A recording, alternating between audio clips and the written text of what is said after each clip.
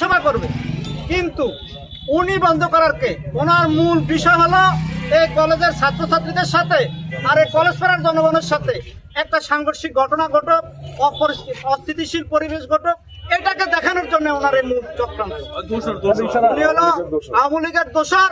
কারণ এই 5 তারিখের পরের থেকে এই যে এখানে যতগুলো নৌকার নাম ছিল, নৌকা ছিল, কোনোগুলো উনি ভাঙে নাই। উনি এখন পর্যন্ত নৌকা বিদ্যমান কলেজের মাঠে, সেটা অপসারণ না করে জনগণের ভিতরে বিভ্রান্তি সৃষ্টি করার জন্য তিনি এই সমস্ত কাজগুলো করতেছে।